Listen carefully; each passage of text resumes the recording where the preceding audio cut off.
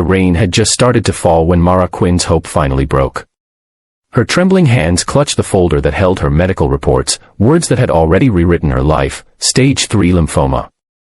She had walked into the hospital praying for mercy, but the world inside was colder than the November air outside. Fluorescent lights buzzed overhead, a receptionist's keyboard clacked rhythmically, and behind the front desk, a doctor in a crisp white coat stared at Mara with no trace of empathy.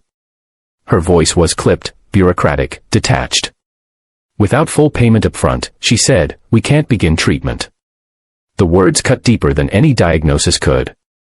If you believe kindness can still heal what the world breaks, if you believe second chances matter, then please, like, comment, share, and subscribe to Kindness Corner. Every story here reminds us that humanity still breathes in the unlikeliest of hearts. Mara sat in her wheelchair, silent tears tracing down her pale cheeks. Her father, Harold, stood beside her, his rough hands shaking. He had sold their family truck, his old tools, even the wedding ring of Mara's late mother, yet it still wasn't enough. "We'll come back," he whispered, his voice breaking. The nurse at the counter looked away, uncomfortable, pretending not to see the pain unfolding before her. As Mara turned to leave, her gaze caught the reflection of herself in the glass door, a tired woman in her early 30s, wrapped in a faded hoodie, her head covered with a scarf, a ghost of the vibrant artist she once was. They stepped out into the drizzle, Harold pushing her wheelchair down the empty hospital driveway.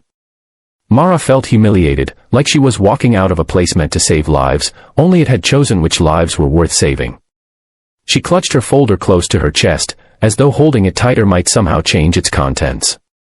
But what neither she nor Harold noticed was a group of leather-clad bikers watching from across the parking lot, under the overhang of a diner nearby. Among them was Rex Dalton, a broad-shouldered man in his 50s, his gray beard soaked with rain. Rex was the president of a local motorcycle club known for doing charity rides for sick children and veterans, a group most people misunderstood. They looked rough, loud, and intimidating, but those who knew them understood they carried hearts bigger than their engines. As Mara's wheelchair hit a small bump and her folder slipped from her hands, papers scattered across the wet pavement. Harold bent down, scrambling to gather them, and Rex stepped forward without thinking. He helped pick up the damp pages, scanning one that read, "Chemotherapy estimate, declined due to payment incomplete."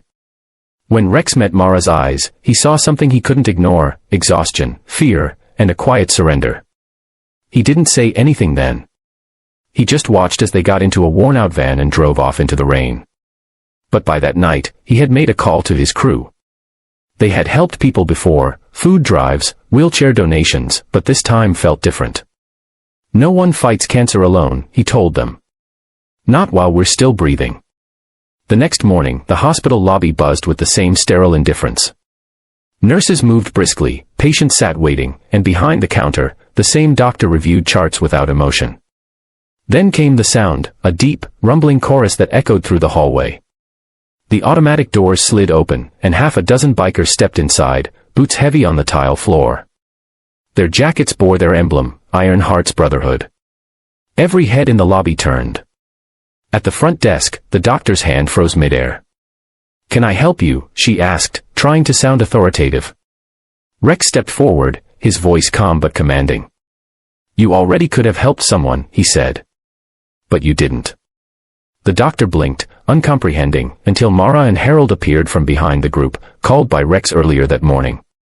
Mara's eyes widened as she realized these were the same men she'd seen at the diner. "We're here to make sure this woman gets her treatment," Rex said, sliding an envelope across the counter, filled with cash, donations from the club, and receipts from fundraisers they'd held overnight. Paid in full. The room fell silent. Even the nurse behind the counter looked stunned. For a moment, the doctor tried to protest. "Sir, we can't," but Rex cut her off, his tone steady. "You will. Because every hour you delay is a life slipping away." Behind him, the bikers stood shoulder to shoulder, their presence heavy with unspoken defiance. The security guards, unsure what to do, simply watched. Then something shifted in the doctor's expression, a flicker of guilt, of shame. Without another word, she nodded to the nurse. "Prepare the patient." Tears filled Mara's eyes as she was wheeled down the corridor. The bikers followed quietly, their boots echoing like a heartbeat of solidarity. As she passed each sterile room, each cold light, Mara felt something she hadn't felt in months: warmth. Not from medicine or machines, but from people who refused to let her be invisible. In the following weeks, the Iron Hearts Brotherhood visited often. They brought her meals, laughter, music, even painted the children's oncology ward with bright murals. Rex would sit by her side, telling her stories from the road, while Harold, once broken with worry, began to smile again. Mara's strength grew, not just from treatment, but from the kindness that surrounded her. Months later, when her final chemotherapy session ended, the entire hospital parking lot was filled with the roar of motorcycles. Dozens of bikers had shown up, engines revving in celebration. Mara stepped outside, thinner but radiant, her scarf replaced with a small beanie embroidered with the Iron Heart symbol. She looked at Rex, her voice trembling. "You didn't just save my life," she said. "You restored my faith in people." The doctor who had once turned her away watched from a distance, her eyes filled with regret. She approached, apologizing softly, but Mara only smiled. "You can make it right," she said. "Just never turn anyone away again." And for the first time, the doctor nodded, truly listening. If this story touched your heart, please like, share, comment, and subscribe to Kindness Corner. Your support helps more people believe that compassion still changes lives. Before you go, comment below, "I still believe in kindness." Let the world see that love, courage, and humanity can still win, even when everything else seems lost. Because sometimes, the loudest hearts ride on two wheels.